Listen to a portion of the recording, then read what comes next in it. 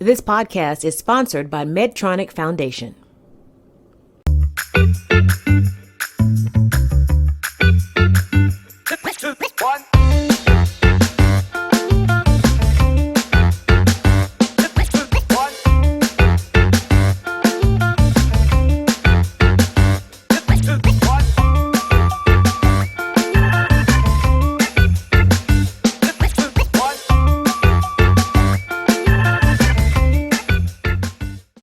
Hello everyone, Downtown Broadcasting. This podcast is sponsored by Medtronic.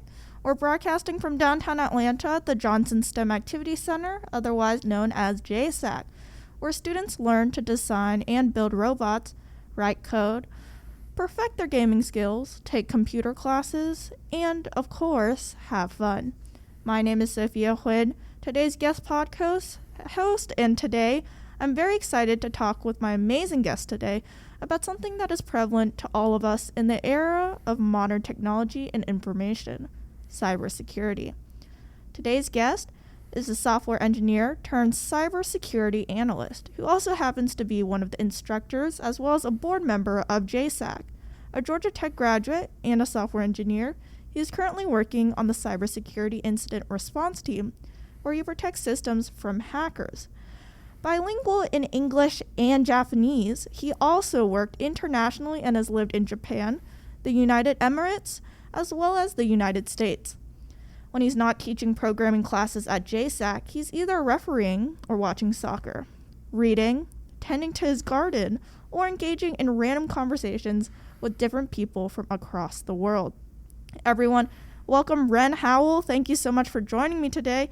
And Wren, welcome to the JSAC STEMcast. Thank you for having me. I'm excited to be here. Oh, yes. So, to start off this podcast, I'm going to read out a quote that I believe will kind of shape the perspective of this episode, which is also very close to Wren's heart as well. Education either functions as an instrument, which is used to facilitate integration of the younger generation into the logic of the present system and bring out conformity, or it becomes the practice of freedom, the means by which men and women deal critically and creatively with reality and discover how to participate in the transformation of their world. So the quote that I read just now holds a lot of weight to it. Wren, can you kind of explain what that quote is, why it's so important, and specifically why that quote is so important to you? Yes, so as you said, that has a lot of quotes, a lot of words. It's by Pablo Freire. He's a famous Brazilian educator. And I think, this quote is so important to me because it kind of tells me what the essence of education should be, right? Education isn't about just learning how to do something or using the tool. It's just kind of, you have to learn about things and learn how to face the reality and try to reimagine how you fit into the world. It's about like how you personally interact with things, what kind of imagination do you have, and just thinking critically and being more than a tool, right? And so, for me, the I guess the most important part of that quote is the practice of freedom, right? You don't want to use things to be a tool, right? You want to tools. You want to do things that elevate you to the next level, make the world better. And so that's why that quote, I love that quote, and that's kind of, my guidelines to do whatever I do. So now we're trying to tie in the theme of cybersecurity. How might that quote also be prevalent to cybersecurity as well? So yes, this ties into the cybersecurity world very well, right? And so because cybersecurity can be a very technical field, right? And you can do a lot of bad things and good things with cybersecurity. You can protect people, you can put people in danger, right? You can ruin people's lives, right? So that quote, I don't want to use cybersecurity and my skills as a bad actor, right? I want to use my expertise and my skills to make the world a better place. And so that's where, I want to use to quote, to use my cybersecurity skills as a practice of freedom, and how can I can re-engage and reimagine the world that I want to live in. Yeah, so cybersecurity is kind of used as a tool, and it's really up to you how you use it. So it can provide freedom, it can provide safety, but it also can be used as harm as well. So cybersecurity is very broad, right? It's a very broad technical term. Can you give us kind of a broad overview on what cybersecurity is? So yes, I guess the Wikipedia definition of cybersecurity would be, I guess, protecting computers and networks from attacks, and making sure that everything is good and going. Nothing is shut down. So I think that's a broad. If you want to simplify the very, very, very basic level, that's what it is. But within cybersecurity, you have a lot of different subfields. You have cyber defense, right, which protects people. You have you have compliance, right, and you have endpoint security, and you have like a red team, which is attacking team, and the blue team, which is defending team. So there's a lot of aspects of cybersecurity, but the general goal, right, is to make sure that everybody in this cyberspace is safe. Yeah. So why is cybersecurity so important? How does it affect all of us in our everyday lives? So yes, I think cybersecurity is one of the most important and most relevant parts in the world, because everybody, and more people are connected to a cell phone or a computer, right? Most of us in America, at least, a lot of people in America, in the States, in the Western world, have at least a computer and a cell phone, right? And that generates a lot of data, right? Whether you be texting your friends, posting things on the internet, right? And there's a lot of people, there's a lot of opportunities for malicious attackers and malicious people to get their information and to know more about you, right? They can know where you live, what you're doing, social security number, credit card number, right? So there's a lot of opportunities for bad people to get access to what you have. And so cybersecurity is important for me because I want to protect my data. I want to take who I am, and I want to make sure that nobody's registering as me or buying, $10,000 worth of, clothes in some other part of the country or other part of the world. So I think that's why, cybersecurity is important, because, we live in a world of information, and I want to protect my information and information that's, relevant to me. So what actually got you interested in cybersecurity? What's your journey, your story that kind of brought you to your career that you have now? So, I think it all started, growing up, just in different parts of the world, where I grew up and my background. I've always wanted to do something that's bigger than myself, right?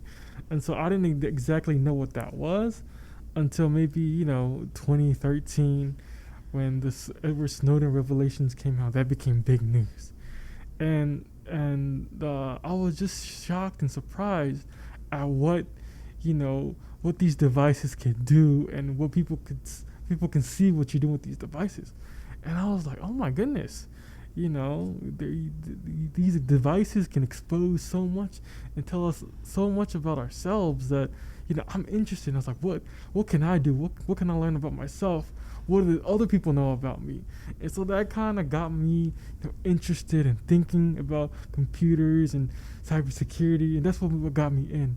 And so, I tried different things in the IT world and the software world, but cybersecurity is something that clicked because I felt like its mission statement is closer to mine, where I can do something bigger than myself, and it was interesting. So can you talk a little bit about the work that you do in your career? So what type of cybersecurity that you do, and what do you do in your own career? So I'm in cyber defense, right? So think of that as so you have an ecosystem. It could be any ecosystem, but it's a digital ecosystem, and I make sure that the things in our ecosystem are only good actors. Because the internet, there's a lot of people that try to get into your network. It can be good people, it can be bad people, it can just be, just people that are just fishing for information or just junk, right? So I want to just make sure that all the information in our network and our ecosystem is good, and I will make sure I kick those bad people out. So you're kind of playing detective, in the cyber world, in the cyberspace. What are some of the most common types of cybersecurity attacks that you encounter in your career? So in the cyber world in general, right, the most common attacks are the phishing, right? So phishing attacks is probably 90%, probably more, right? So phishing attacks is when external party sends you an email, and it's usually saying something that, like, your bank information has changed or your password has been reset, and you click on that link, right? And then you're like, oh, well, this looks legitimate. My bank told me that I had to reset my password. And so what you do is you click on that malicious link, and you just type in your credentials, right? And then boom, the malicious actor has all your information to your bank account, right? So then they might, buy something, or like 10,000. They might try to steal money, or take your identity, right? So that's the most common type of attack, right? And so that's what you see in a lot in the world, and it's so easy to fall into, and these malicious attackers are getting better and better to try to trick you into doing these scams. So that's kind of the malicious. A lot of attacks that I see a lot are phishing attacks. In your bio, it mentions that you've traveled to so many different parts of the world, all across the world as well. So do you have any favorite places that you visited, and how might your experiences traveling all across the world impact your work style or how you view your own career? Yes, so I grew up in Japan, and I grew up in the U.S., and I spent my high school years in the Middle East, right? And I think that the most impactful time was my high school days in the Middle East, because I was always used to, my mom is Japanese and my dad's African American, and so I was kind of used to kind of bridging the gap between those worlds and going to, my mom's side, going to my dad's side. I was kind of used to interacting with that. But when I was introduced and when I went to the Middle East, it was almost as if I had a third world to go to. A third world that was very unfamiliar, with new culture, new people, new ways of living, right? And so they have a different history than I was used to. And so that was a really eye-opening experience for me, because I learned that people do stuff different ways. And so how it pertains to my work in cybersecurity, right? So the bad guys, the bad actors, they're from all over the world. They're not just American. They're just not Russian. They come from all over the world. And so when I get these phishing emails, right? Oh, I know this looks like it's in Japanese. So I don't, sometimes in your work you have to kind of translate what this means, right? So I can read, some of the headlines, and I'm like, okay, this is in Arabic, this is in Japanese, right? So and so it helps me identify where in the world it comes from. It's a slight advantage, right? But my background, my experiences give me different context and different information, and I'm able to pull from that experience. If people might be interested in studying cybersecurity and cyber defense, how can they get involved? Are there any special classes that they might be able to take, or any resources outside of classes as well? So yes, so there's a huge shortage of cybersecurity individuals and cybersecurity professionals, and so we definitely have a dearth of people. And so if you were kind of interested in cybersecurity, there's a lot of resources right now for younger students to get the taste of what it is, right? There's a lot of resources online. The ones that I know of off the top of my head is like Hack the Box, right? It's you use virtual machines and try to go into different systems and break into the machines. And I think a pivotal part of learning, cybersecurity and knowing the essential skills is just knowing the operating systems, right? So you have, Linux, right? And just being familiar with how to go through a Linux operating system, the commands, and even Windows, right? So, and if you just know the ecosystem in the commands and Windows and Linux and Windows, I think you have a good start because you know where, where the program is being executed. You know how to move around that ecosystem. So I guess, and then there's always YouTube resources as well. So I think, hack the box, knowing, Linux commands and Windows commands, and just being familiar with those operating systems. And then, if you really want to go deep into it, look for some, cybersecurity, like, tutorials on YouTube. And that's how you can get started and build your own things and build your own labs. And that's how I would suggest, if you're interested, try those things and then build from there. Yeah, definitely in the age of technology, we have so many different resources that are accessible. So if you want to learn more about hacking, more about cybersecurity, definitely check out online all of these different resources that we have. I think one of them that comes to mind, I think it's called Pico CTF. Yes. So that's definitely one big cybersecurity competition, and there's all sorts of different problems and in different hacking as well. So if you want to try those out, you should definitely try that as well. So when we think about the back end of technology, you talked a little bit about Linux, the systems as well. A lot of people think about developers, hackers, and definitely a lot of coding behind it as well. So is having coding knowledge necessary to work in cybersecurity? And even if it is or isn't, what kind of coding languages might be even helpful when you're learning cybersecurity as well? Yes, that's a very, very good question. Again, cybersecurity, the field of cybersecurity is very deep, right? So depending on where you want to go into the industry, you might need to learn how to code, or you might not, right? So there is a part of cybersecurity where you do all analysis work, right? So you use the tools that the programmers have built for you to do your analysis, right? And there's another part where you actually build the tools that the analysts use, right? And so for that, you probably need to know a little bit about, code in Python, right? And that's because you want to probably learn patterns and detections, right? That's where maybe machine learning comes along, right? And then sometimes you want to learn how a malicious attack vector works. Like, say, after you click on the phishing email, there's some code that's executed in the background. Sometimes you'll know how that code works, right? And a lot of times that code is executed in like PowerShell or JavaScript, right? So it's helpful to know those, programming languages so you know what's going on in the background. So, it's very important to learn how to code, right? But it's not necessary. But by learning how to code, you can automate your processes and you can understand better what's going on in the world. So I definitely recommend learning how to code. So because it'll give you an edge in the cybersecurity world.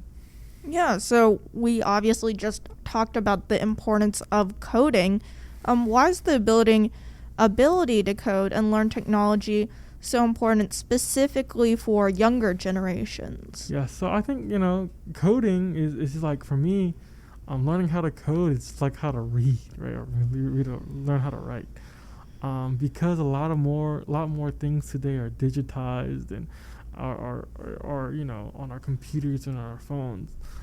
It's important to learn how to code because you want to understand how things work. You want to understand how websites work. You want to understand how technologies work. And if you learn how to code, it gives you that background. It gives you, this is why Facebook works like this. This is why Instagram looks like this. You get more context. And I think the more knowledge you have, the better it will be for you. So, learning how to build stuff, it's fun. So I'll if you're kind of hesitant on the fence to learn how to code, I'll definitely say just start with something fun, something small, maybe a personal website, maybe an app you want to do. Start from there, and if just learn the basics and have fun with it. And that's what I recommend for anybody. Yeah, I think what's so interesting is that coding is so broad, right? So there's so many different applications that you can use for coding. So you're talking about websites, you're talking about different applications, apps. Even if it's something so small as you want to create your own game, or you want to create something that you haven't seen, you can use all of these different applications and coding to potentially not only change your world, but impact the people around you and your own community as well. So specifically speaking about communities, as an instructor and board member of JSAC, how might JSAC help and prepare students in software engineering and your own career as well? So I think JSAC does a very good job of preparing for you for your future careers, because through robotics, through coding classes, you get to have the basics and the fundamentals. You get introduced to what coding is, because a lot of people don't know how to start. They don't know what's out there, what resources to use. And JSAC kind of gives you that building block. Here's how to start. Here's what you can do. And it gives you possibilities. And we are always open to new ideas. And you can get creative with it, A lot of people think coding is this very technical science, and it is. But there's also a creative aspect to it, how to design your website. How do you want to look? How do you want this website to look, or how do you want this click to go, or how do you want to design this game? There's a lot of artistic parts of coding and development as well. And another thing is that JSAC also gives you a sense of community, right? And so as you complete these projects, as you build these robots, as you complete these classes, you're not by yourself, right? And you have a community that you can reach out to and build with. And I think that's important especially when you're starting out, because when you're stuck, you can ask somebody else, and somebody else has resources. And so that sense of community is very important when you start. And so that's why I think that's how JSAC will prepare you for STEM or software engineering or whatever you want to do. JSAC is a great community. Yeah, so speaking about community, I think another topic that I kind of want to touch upon is diversity in the STEM field. So why might diversity, especially in cybersecurity and coding, and that kind of field as well, why is that so important? So it's very important because the honest answer is that there's not many people of color, right, that are in these tech fields, right? And so having a community makes it easier, right? Sometimes you might not feel comfortable asking certain type of questions. You might not be comfortable having a culture fit. It might just not be the right culture fit. So you might need people to lean on.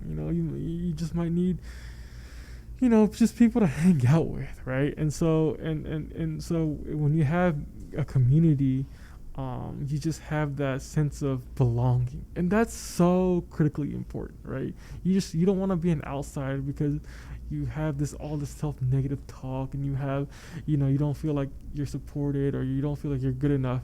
But if you have this community, right, and if you have this support network, you're able to persevere, push through, and that's sometimes all you need to get to the next level, right? And so community is very important. And so that's why I love JSAC and I love what I do here, because I want to build a community, right, for more people of color to be in this field, so we have more people designing our products, right, and so we have an input in how these products are used.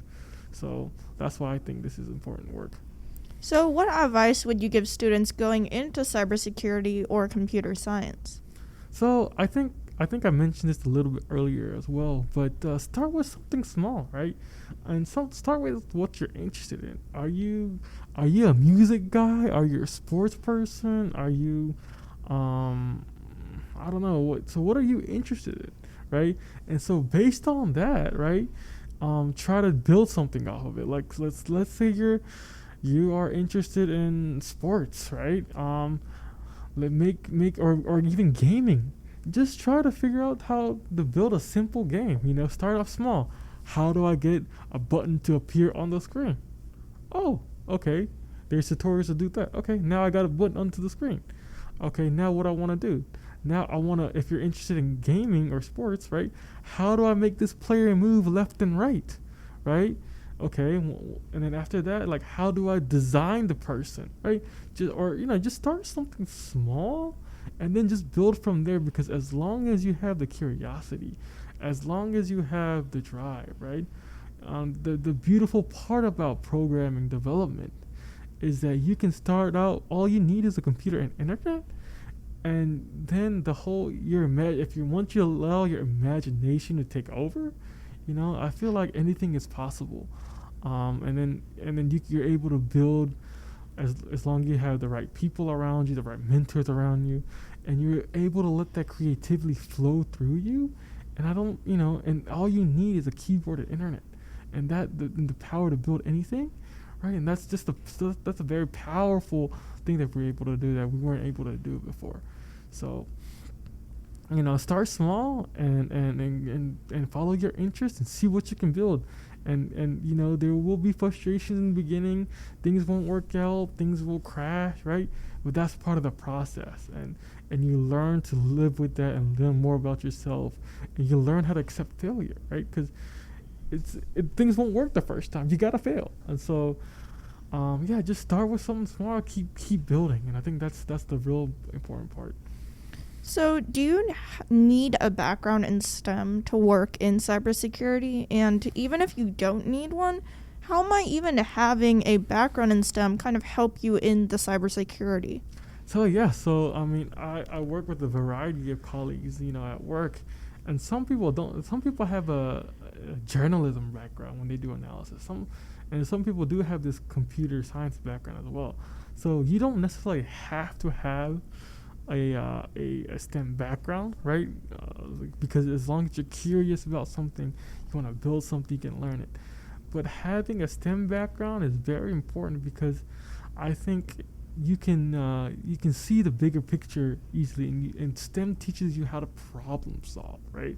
So even though you might not use the calculus directly, like you understand how things are problem solving, how things work, and how to problem solve. And I think that's the biggest takeaway, right? And you learn how to solve problems. And so that problem solving skill set is in STEM is very helpful. So I think, it will certainly give you an advantage.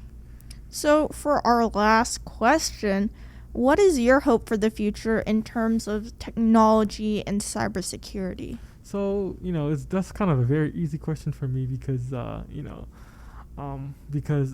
through the work through JSAC, I just I hope, through works like this, that more people of color and more underrepresented minorities and people are introduced to this field, and stick with it, because there's not many of us, right? And so I just want more people to be exposed to technology, right? And the different career fields that are in technology, whether they can be in STEM or not. Just understand what you can do. Understand the possibilities, right? Because we need more people, right? Again, I always say this, but I don't want people to just be consumers of technology, right? I don't want you just to use Facebook or just use Instagram or use these technologies as a given, right? Because these were designed for a certain purpose. They were made a certain way because of a certain reason, to feel a purpose, right? And so I want more people in technology, more people in cybersecurity, so they're at these decision-making tables to say, oh, why don't you consider this option, or have you considered this and how this would affect people, right? And so that's just my hope, to try to get more people in STEM as possible, and just like STEM, understand computer science, and just be part of the community and just grow the community more. And then that's really it. And if I can do that in small ways, I think I've fulfilled and served my purpose. Yeah, thank you so much, Wren. It was a pleasure talking to you. And also, everyone, thank you so much for watching and listening. So without listeners and viewers like you, this podcast simply is not possible. So to learn more about JSAC, see previous episodes, and stay tuned for new episodes in the future, visit the website www.johnsonstem.org. Thank you so much, and goodbye. Thank you to our sponsor, Medtronic Foundation, for supporting JSAC. For more information on the Johnson STEM Activity Center, head to www.johnsonstem.org.